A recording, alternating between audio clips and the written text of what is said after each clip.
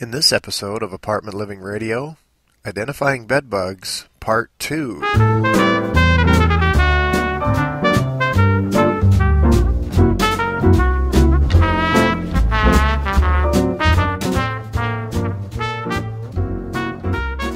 Identifying Bedbugs, Part 2 is our topic today.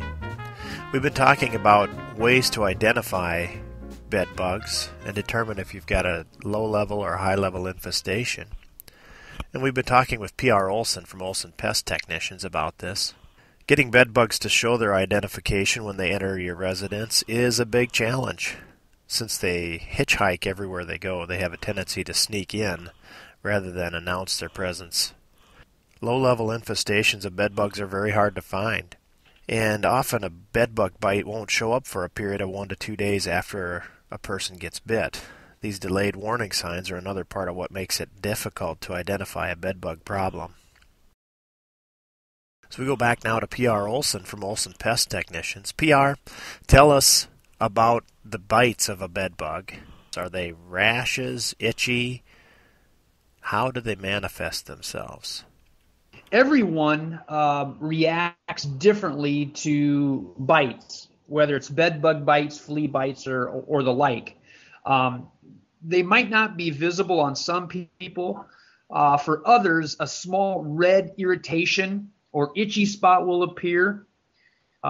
Bed bugs, the big thing with a bed bug bite is they're not known to carry any type of diseases. So we want to make sure people understand that. They're not going to require medical attention for a bed bug bite. There's no diseases associated with that. It really comes down to just being an irritation. It's just about like anything. When we don't sleep well, life is not good. And so that's why we need to get these insects controlled. So identifying the problem often comes with some detective work on your part, if I understand right. Tell us about the inspection process. When we come out and do inspections, we are going pretty much straight to the bedrooms. We're going to check that the mattress. We're going to check the box spring. We're going to check the bed frame. We're going to check nightstands, those type of areas. We are not going to get more than 3 feet away from that bed in most cases. So if a bed bug or two come in on your suitcase, how do they know how to find the bedroom in your house? Well, most cases, they're going to hitchhike, and you're going to take that piece of luggage into your bedroom to unload it. That's the first way. The other thing is bed bugs are drawn to our body heat and to the carbon dioxide that we exhale. So that is how they find the bedrooms. So if they get within a few feet of your bed when you bring them in on your luggage, inadvertently, accidentally, unintentionally, and you lay down to go to sleep, they sense the carbon dioxide that we breathe out, and they say, oh, hey, we're home. Yes. It's an absolutely fascinating creature, but it's not really a pleasant fascination, is it? That is correct. I have a question regarding where they most like to live. Do they like $1 million home, or do they like a 25-year-old trailer house, or do they discriminate at all? Bed bugs are non-discriminating. You will find them in trailer houses. You will find them in modular homes. You will find them in apartment houses. You will find them in $500,000 homes. They are non-discriminating. So we find them in all types of homes. They are not discriminating on sanitation conditions inside homes. So if a person's clean, you can still get bed bugs. It's not about how clean you are. It's just traveling and carrying things around. We are such a mobile society anymore. It's very easy for us to carry these things back and forth to and fro places.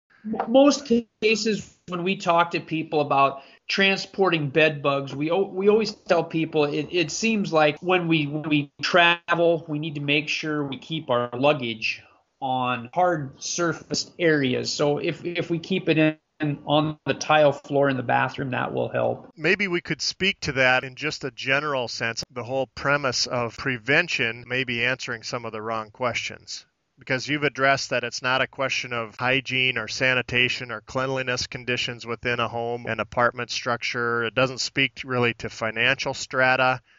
They don't really discriminate whether they're in an old trailer house or a new construction, a very expensive home.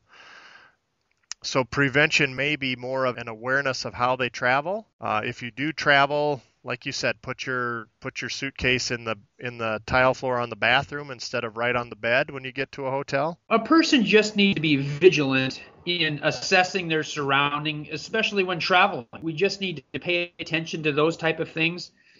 In hotel rooms, keeping our luggage on hard surfaces like the tile floor in the bathrooms. Pull down the bed covers at night and look for movement or spots on the sheets. When returning from a trip, inspect your luggage and clothes for bed bugs. And then even before you bring your luggage into your home, just vacuum it out thoroughly. We always have to remember that these things are hitchhikers. They can be carried in on anything really, specifically to a bedroom. So they could fall into your purses or bags. They can move on furniture that's near that bedroom.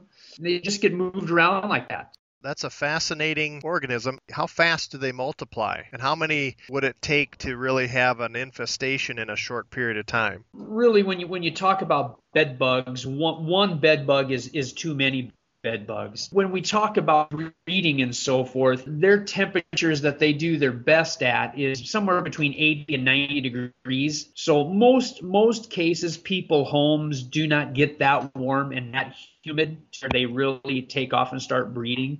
So that's always something we look at. Like I said, most cases when people are contacting Olson Pest Technicians, it's only the beginning. So we're dealing with a small infestation, a very small pocket of them. ID.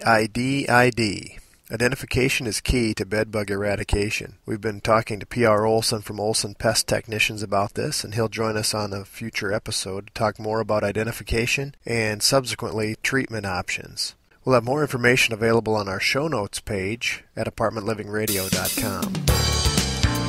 Join the conversation. Our website is apartmentlivingradio.com. You can find the show notes for this series, connect to our Facebook and Twitter pages, and even subscribe to this station on iTunes. We look forward to your visit. We look forward to your comments and your participation. Thanks for joining us on Apartment Living Radio. Apartment Living Radio.